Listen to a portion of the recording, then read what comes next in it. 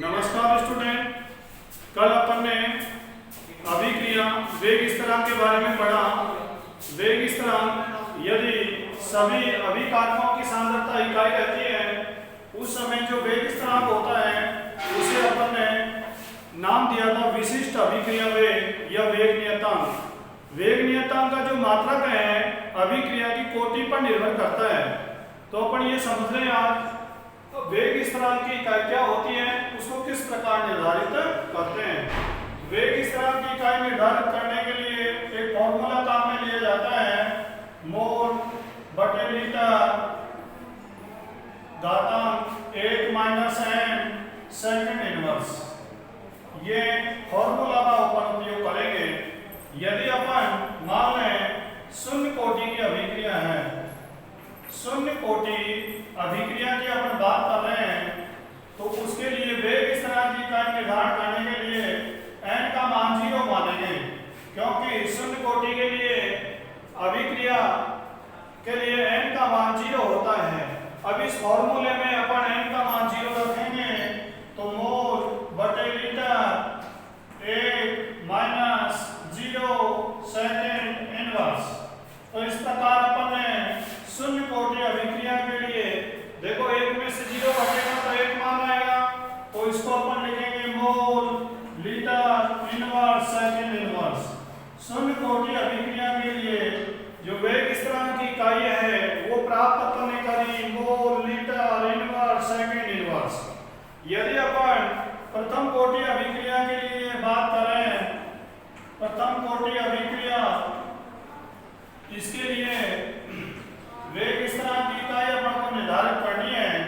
इसके लिए अपन n का मान 1 मानेंगे, क्योंकि n का अर्थ है अभिक्रिया कौन सी कोटि की है, शून्य कोटि की है तो n का मान 0 रखा। कोटि का प्रथम है तो n का मान अपन 1 रखा। तो अपन इस फॉर्मूले का उपयोग करेंगे, मोल बटे लीटर 1 माइनस 1 सेकंड इनवर्स। अब अपन 1 माइनस 1 किया तो इसके ऊपर घातांक आया 0, और 0 किसी के ऊपर घातांक आता है तो उसका मान होता है 1। तो अपन प्रथम कोटि अभिक्रिया के लिए वेग स्थिरांक की इकाई जो प्राप्त करेंगे वो प्राप्त करेंगे सेकंड इनवर्स। अब अपन बात करें द्वितीय कोटि की अभिक्रिया के लिए वेग स्थिरांक की इकाई। तो द्वितीय कोटि की अभिक्रिया के लिए अपन बात कर रहे हैं n का मान याद रखेंगे 2, क्योंकि कोटि का मान कितना है 2। तो उस फॉर्मूले का उपयोग करेंगे, मोल बटे लीटर 1 माइनस 2 सेकंड इनवर्स। तो देखो ये जो मान है ये घातांक का मान आएगा -1। घातांक का मान -1 आता है तो ये भाग प्लस का हो जाएगा, ये भाग माइनस का हो जाएगा। मात्रक प्राप्त हुआ litre mole inverse second inverse. इस प्रकार अपन कह सकते हैं द्वितीय कोटि अभिक्रिया के लिए वेग स्थिरांक की इकाई litre mole inverse second inverse होती है। उन्हें समझ लें, वेग स्थिरांक की इकाई अभिक्रिया की कोटि पर निर्भर करती है। यदि कोटि का मान अपन शून्य मान लें उस समय वेग स्थिरांक की इकाई litre litre inverse second inverse होती है। अभिक्रिया की कोटि का मान 1 हो तो उस समय वेग स्थिरांक की इकाई सेकंड इनवर्स होती है। अभिक्रिया की कोटि का मान 2 हो तो वेग स्थिरांक की इकाई litre mole inverse second inverse होती है। आगे अपन समझने जा रहे हैं अभिक्रिया की कोटि क्या होती है। देखो अभिक्रिया की कोटि के लिए अपन सबसे पहले परिभाषा के रूप में समझेंगे। कोई भी रासायनिक अभिक्रिया है तो उस अभिक्रिया की अपन समझ रहे हैं अभिक्रिया कोटि। कोटि को इंग्लिश में बोलते हैं ऑर्डर, ORDER ऑर्डर। ऑर्डर अभिक्रिया की कोटि किसी भी रासायनिक अभिक्रिया में मंदगति पद में भाग लेने वाले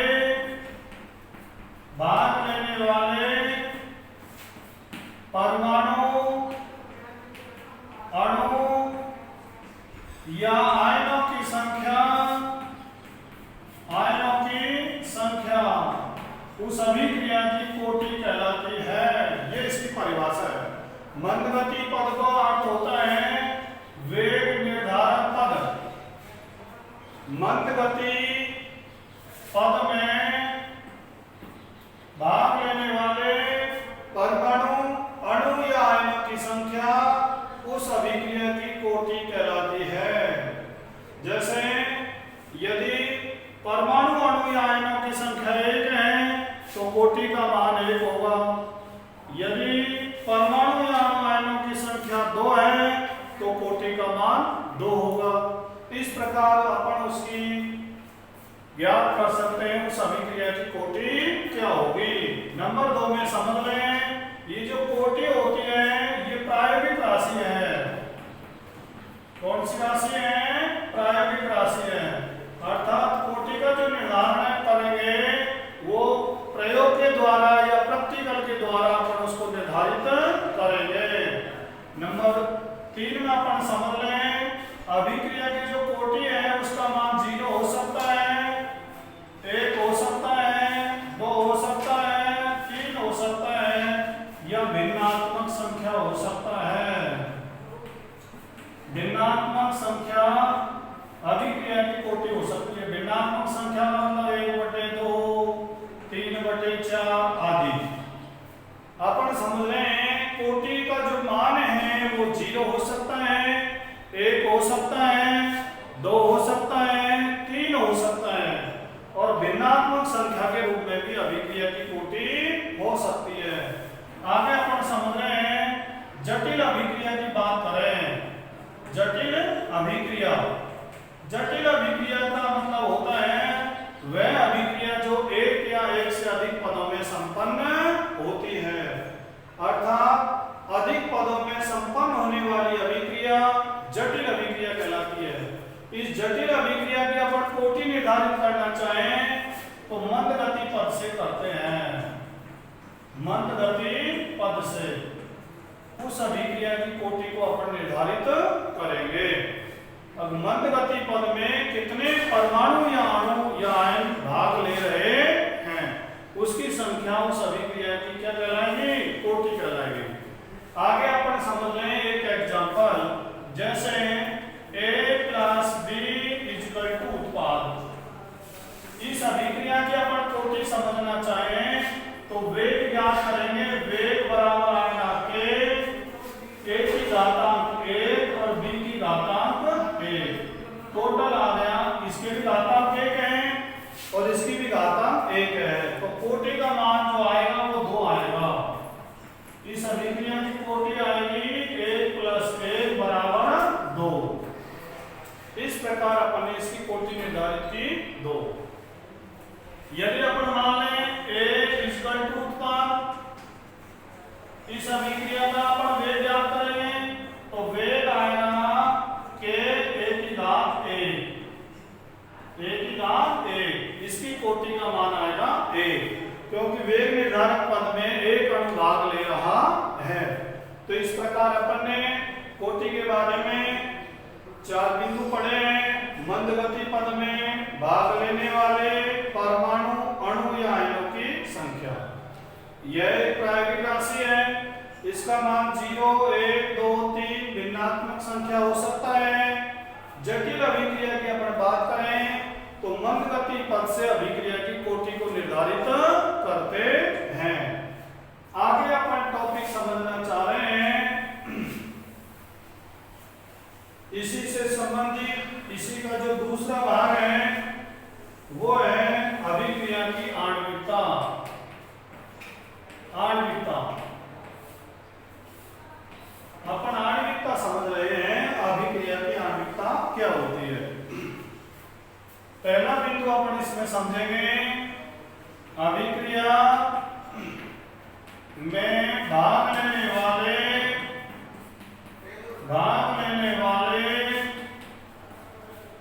परमाणु, या आयनों की कुल संख्या अपन को ये समझना है अब कोई भी अभिक्रिया में कितने परमाणु अणु या आयन भाग ले रहे हैं, उनकी जो कुल संख्या है वो उस अभिक्रिया की आणविकता कहलाएगी। ये इसकी अपन परिभाषा कह सकते हैं। दूसरा भाग अपन पढ़ना चाहें तो ये पढ़ेंगे अभिक्रिया की जो आणविकता है वो सैद्धांतिक राशि है। सैद्धांतिक राशि है, इसका अर्थ है अभिक्रिया की जो आणविकता है, अभिक्रिया को देख करके उसकी आणविकता को अपन निर्धारित कर सकते हैं।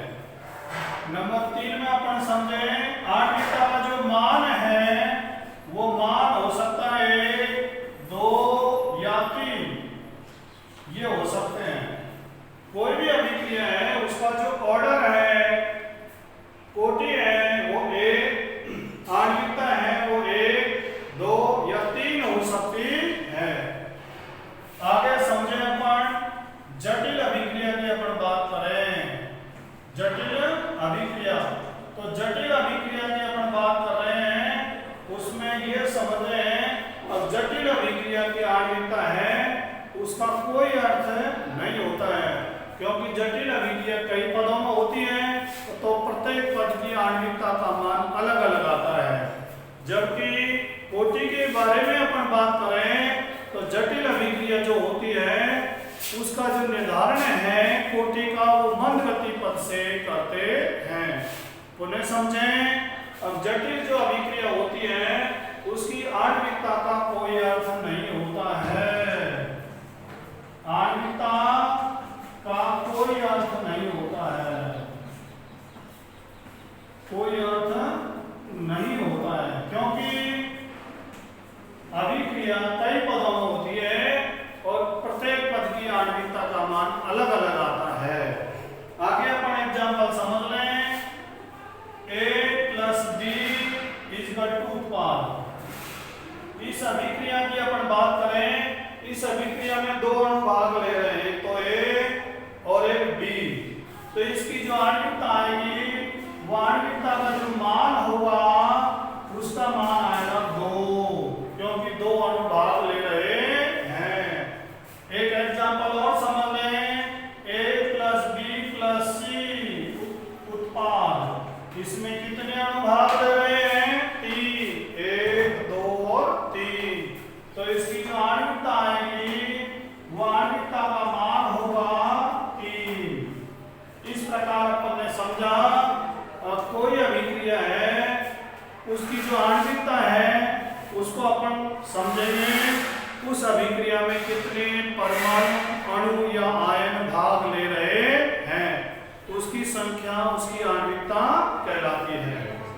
आगे अभिक्रिया की कोटि और आणविकता को अपन ने तुलनात्मक रूप से 4 बिंदुओं के रूप में समझा है, और परीक्षा में कोटि और आणविकता में अंतर भी आ जाता है।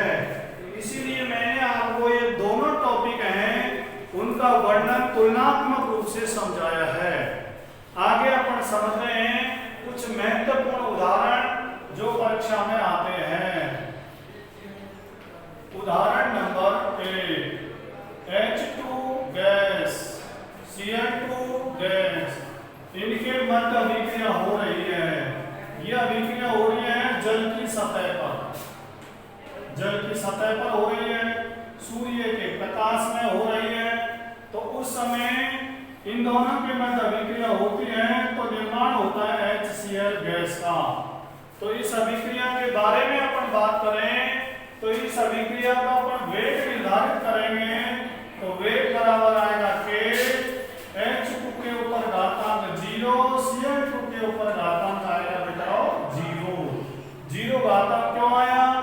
इसलिए आया क्योंकि जब अभिक्रिया होती है, अभिक्रिया के दौरान हाइड्रोजन और क्लोरीन की सांद्रता में कोई परिवर्तन नहीं होता है, इसलिए इनके ऊपर घातांक 0 आया है और इस अभिक्रिया की कोटि का मान आएगा 0।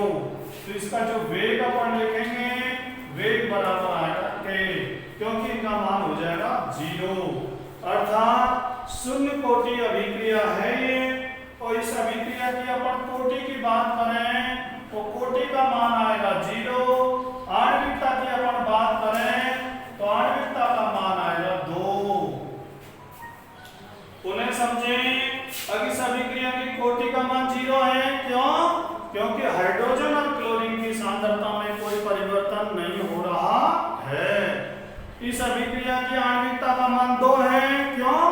क्योंकि इस अभिक्रिया में हाइड्रोजन और क्लोरीन अभिक्रिया में भाग ले रहे हैं, इसलिए इस अभिक्रिया की आणविकता का मान आएगा 2। आगे अपन एक दूसरा एग्जाम्पल और समझ रहे हैं जो अभिक्रिया की कोटि और आणविकता से संबंधित है। दूसरा एग्जाम्पल है एस्टर का अम्लीय माध्यम में जल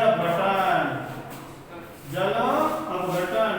तो इसके बारे में अपन बात कर रहे हैं। कोई भी अपन ने एस्टर ले लिया, एस्टर का अपन अम्लीय माध्यम में जल अपघटन कराने जा रहे हैं।